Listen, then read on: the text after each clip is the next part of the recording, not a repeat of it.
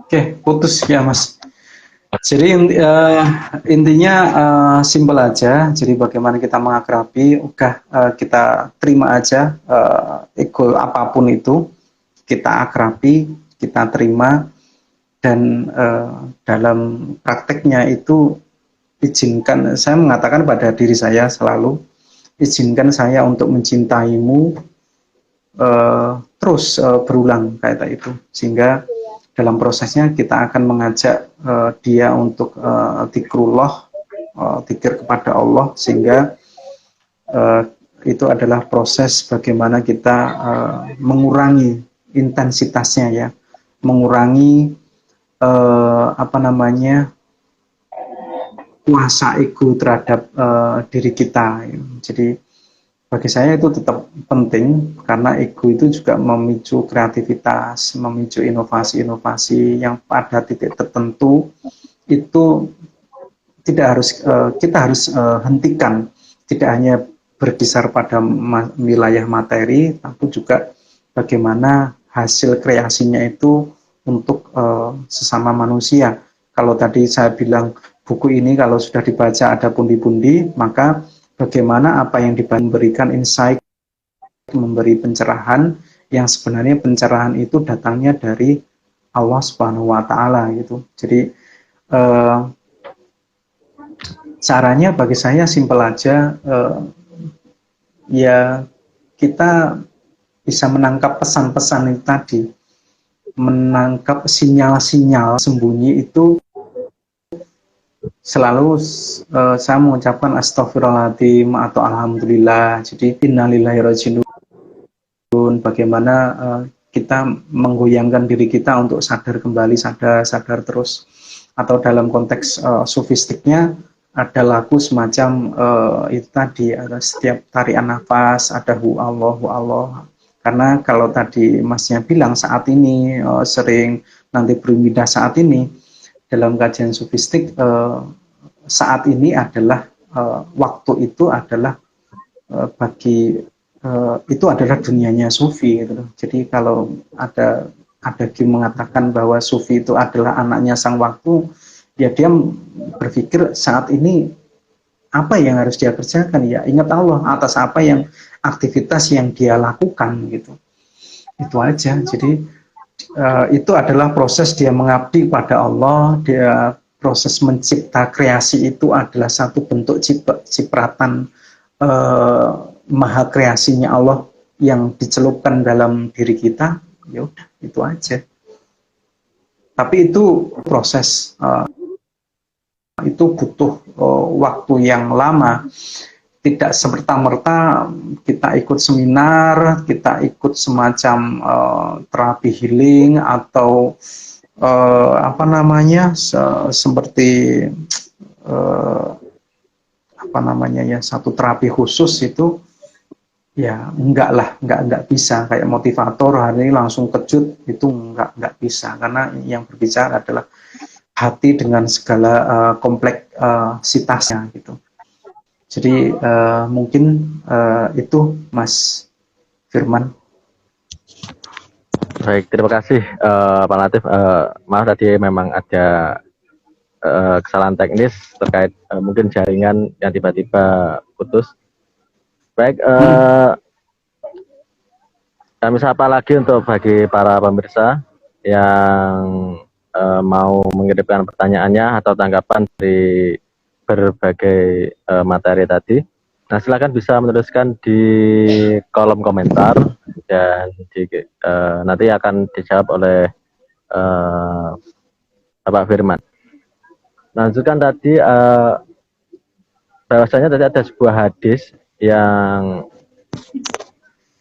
mengatakan bahwa justru aku mendekat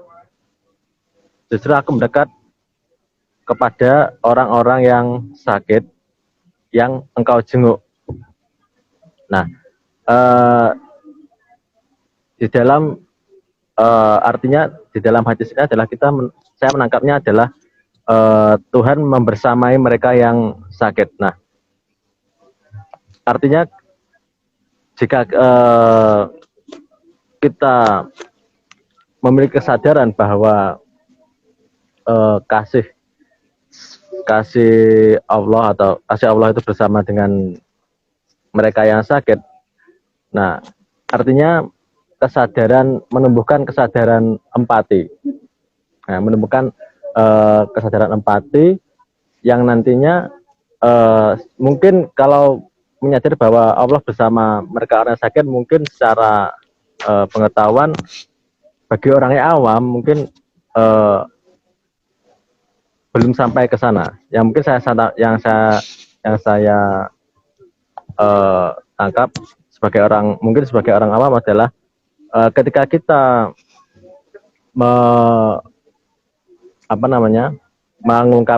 mengungkapkan empati atau memberikan menjenguk, mendoakan mereka yang sakit, akan tersalurkan energi negatif bagi mereka, dan tentunya energi ini akan juga kembali kepada diri sendiri. Nah,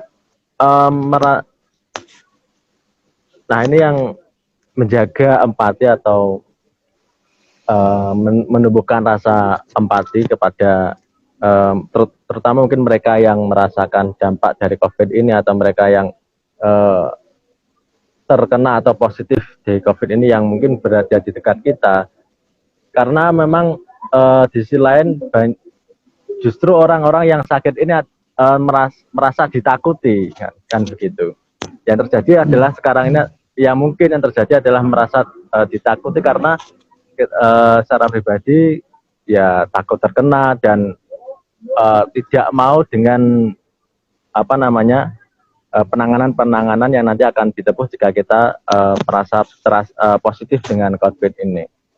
Nah ini mungkin yang bagaimana mengubah rasa takut itu menjadi sebuah empati. Terima kasih. Innallaha ma'as-sabirin, ya. Sesungguhnya Allah itu bersama dengan orang-orang yang sabar, ya. Jadi mungkin pengertiannya tidak se-physically, ya. Jadi Allah bersama dengan orang-orang yang sabar itu tidak, ya. Jadi dalam kondisi pandemi COVID ini, sabar itu berlaku pada orang yang sakit, di mana dia harus rela menerima keadaan yang dia terima. Yang kedua, sabar bagi orang yang sehat atau orang yang di dekat orang yang sakit tersebut adalah dia rela didekati atau di bawah kondisi radius tertentu dalam satu lingkungan yang mengkhawatirkan dia sendiri atas kesehatannya mungkin. Sehingga sabaran ini sebenarnya bersifat universal bagi yang si sakit maupun yang sehat, ya. Sehingga kalau kita merasa sabar, menempatkan sabar dalam porsinya, maka yang diberi kelebihan kesehatan itu tentunya harus mampu menumbuhkan empati. Tidak secara langsung tentunya kita langsung memberi bantuan misalkan, tapi kita awali dengan diri kita. Bagaimana cara kita menumbuhkan empati itu? Pertama adalah kita mensyukuri nikmat bahwa kita masih diberi kesehatan oleh Allah. Itu dulu yang pertama, harus diselesaikan dengan dirinya sendiri dulu. Sehingga dengan cara kita bersyukur atas diri kita, bahwa kita diberi nikmat Allah yang lebih besar dibanding mereka yang diuji, maka bagaimana kita menaiki fase berikutnya dari rasa syukur. Tidak hanya rasa syukur aja yang mungkin hanya sebatas berdoa, ya, karena kita tahu berdoa itu adalah sekecil-kecilnya kebaikan oleh manusia itu berdoa. Maka kita harus naik kelas, bagaimana kita mengulurkan tangan kita atau menyampaikan kebaikan melalui mulut kita, atau kita menggerakkan tubuh kita untuk membantu sesamanya. Masalahnya apa? Dalam proses naik kelas ini, ego yang tetap akan bermain dari wilayah kekhawatiran tadi. Sehingga bagaimana cara kita mengurangi kekhawatiran tersebut adalah kita bersyukur, kita merelakan diri kita menjadi posisi bahwa di samping kita, di lingkungan kita ada orang-orang yang butuh bantuan kita. Sehingga kalau dari sisi pengetahuan, bagaimana dalam tahapan tertentu kita bisa memahami bahwa aku bersama orang yang sakit, sebenarnya pada saat kita menjenguk orang yang sakit, logikanya orang yang si sakit tersebut adalah terhibur, menjadi senang, menjadi gembira, dan kita menyampaikan kata-kata motivasi, itu adalah satu bentuk cinta. Nah, cinta ini sebenarnya adalah manifestasi Allah yang Maha Pengasih dan Penyayang. Sehingga dalam konteks ini kita sebenarnya mencoba menyelami khasanah Maha Rohmannya Allah. Maha Rohmannya Allah itu apa? Bagaimana kita juga mengasihi orang-orang yang tidak kita sukai misalkan, atau yang karena ketidaksukaan terhadap karena dia penderita COVID, misalkan seperti itu adalah kita coba memanifestasikan maha kasihnya Allah itu kepada hambanya itu. Sehingga makanya di sini kalau kita berbicara masalah pengertian, kita berbicara masalah analogi-analogi yang mungkin dengan cara itu bisa diterima dengan akal ya. Sehingga kalau kita melihat satu kebaikan mungkin kita akan tersenyum. Tapi dalam konteks tertentu karena kebaikan itu diselipi oleh ego, kita akan sinis ya. Makanya sama halnya juga kita akan diingatkan oleh satu kaidah bahwa prasangka Tuhan itu adalah sesuai dengan prasangka kita. Jadi kalau kita baik, maka Allah juga baik sama kita, tersenyum pada kita. Jadi analogi lain, kalau tadi bagaimana aku bersama dengan Allah, bersama dengan orang-orang yang sakit tadi, itu kalau kita baik pada mereka, maka Allah juga akan baik pada kita. Gitu. Jadi awalnya kembali pada itu tadi, bagaimana kita menerima ego kita untuk tidak khawatir, bahwa itu adalah bagian dari syukur atau nikmat Tuhan yang harus kita syukuri, bahwa kita harus membantu. Disitulah ada transaksi, ada dialog.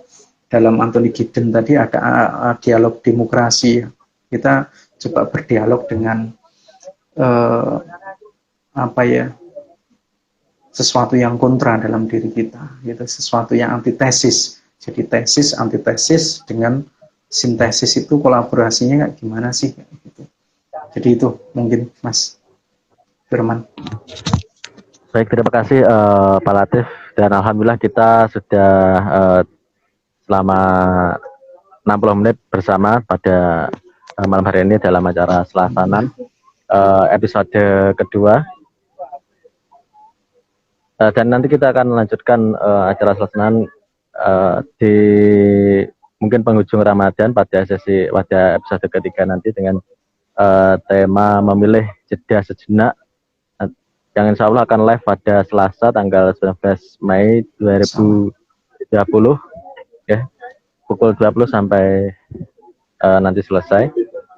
Dan mungkin sebelum kita mengakhiri live pada malam hari ini, dari Pak Latif ada pesan penutup yang mungkin bisa kita dalam rangka menyapa ego. Baik, bismillahirrahmanirrahim.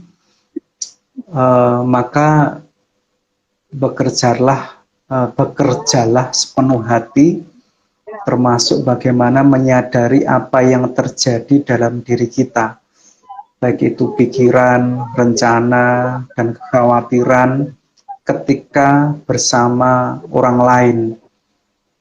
Jadi kita menuntut diri kita untuk lebih hadir, empati, dan terhubung dengan lian.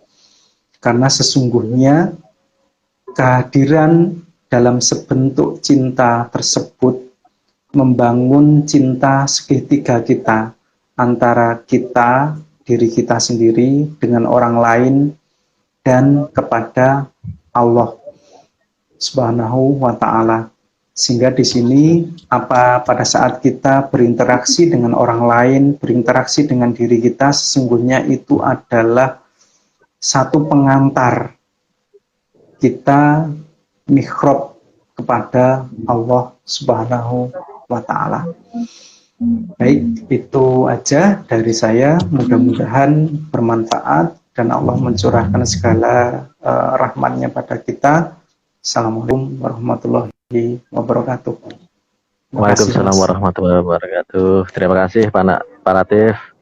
Dan sekian pemirsa, nanti kita lanjutkan acara live IG, acara selasanan di Instagram Esyep Al-Qadri, dan nantikan jadwal selanjutnya pada Selasa tanggal 19 Mei 2020 pukul 20. Dan sampai ketemu minggu depan. Wassalamualaikum warahmatullahi wabarakatuh. Waalaikumsalam warahmatullahi wabarakatuh.